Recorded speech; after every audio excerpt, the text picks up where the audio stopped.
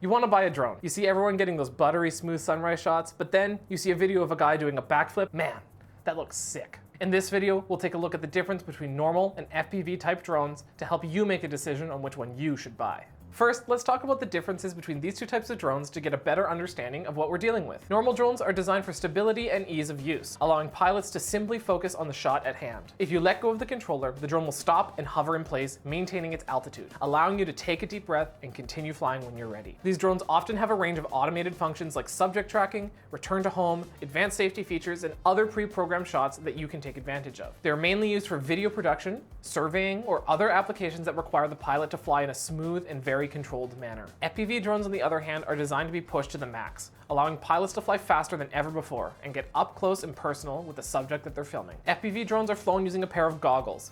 These goggles provide the pilot with an immersive experience, allowing them to react quickly to obstacles when flying in diverse environments. These drones are also meant to be flown in manual mode, meaning you'll have full control over all of the movements of the drone. In other words, if you let go of the controls, the drone's going to come crashing down. But don't let that scare you, it's all part of the FPV fun. FPV drones are primarily used for filming action sports, creating cinematic fly-through videos, or to simply showcase the world from a new perspective. Now that you know the differences, what about the flying experience? For starters, normal drones are way easier to fly. Seriously, you can probably get the hang of it in about half an hour if you went to your local field for some practice. FPV drones, on the other hand, require a little bit more time. Since you'll have full control over the drone, it's always a good idea to start flying in a simulator before flying one in the real world. Normal drones are often equipped with some sort of obstacle avoidance sensor, which should put your mind at ease if you're just learning to fly. Those aren't really a thing with FPV drones, since you're often flying in tight environments. It's up to you as the pilot to watch out for obstacles. It's going to take some time to practice, but you'll get the hang of it. So what about the camera quality? Regular drones often have different lenses or features to get a variety of shots at different focal lengths. You can also rotate or move the gimbal mid-flight to add another layer of movement to your shot. These drones allow you to adjust your settings while you're in the air, just in case you're a little overexposed.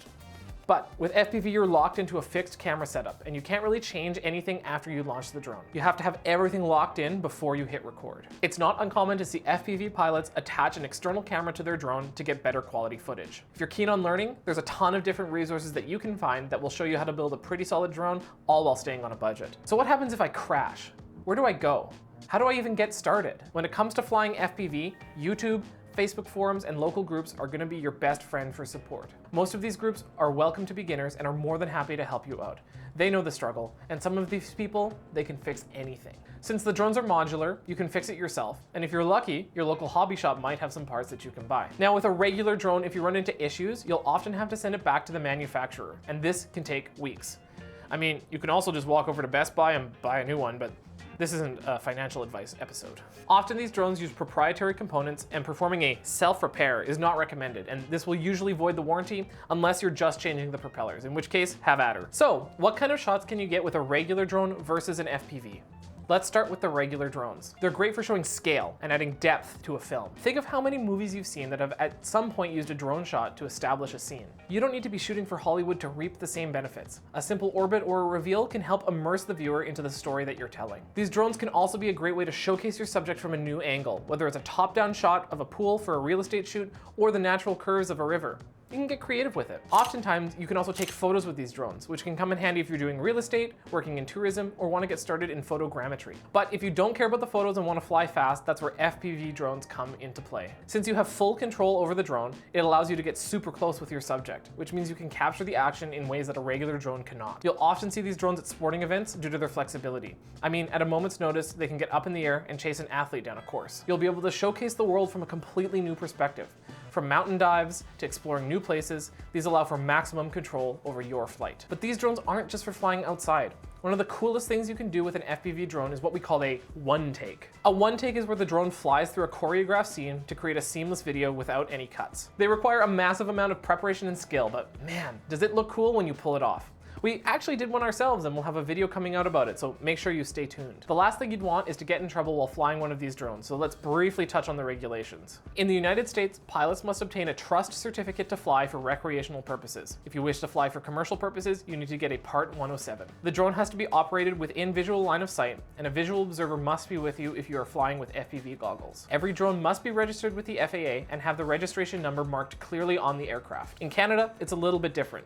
If the drone is 249 grams or less, like this Mini 4 Pro here, it does not need to be registered and you do not need a certificate to fly, regardless of the intent. However, if the drone weighs 250 grams or more, you'll need to obtain at least a basic certificate to fly. When flying FPV, if the drone is over 250 grams, you must have a visual observer while flying, since you'll be immersed in the flight and unable to see what's around you. However, you do not need a visual observer if the drone is under 250 grams, but we strongly recommend that you have one. You also don't need to keep the drone within visual line of sight if it's under 250 grams. However, it is a very good idea to keep your eyes on the aircraft at all times. It's worth noting that wherever you live, you have to fly in a way that's responsible and will not put manned aircraft or the lives of others at risk. Today's episode is brought to you by Coastal Drone Co. Hey, that's us, your trusted resource for drone training and certification. Now is the perfect time to level up your skills. If you want more information on how you can get a certificate, check out our courses on our website.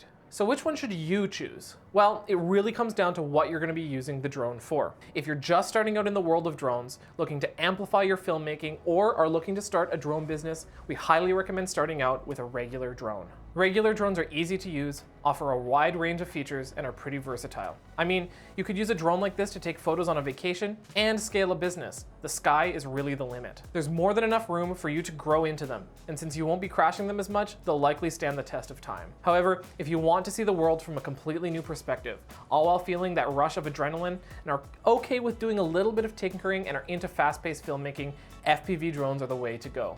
There's just no other feeling like it. It feels like you're in the pilot seat of a jet. Seriously, if you haven't tried it, it's a totally different experience. If you're willing to put in the time and effort to learn, you'll be surprised at how many opportunities are out there for aspiring pilots. If you really can't decide which style to get, buy a DJI Mini 4 Pro and a set of goggles.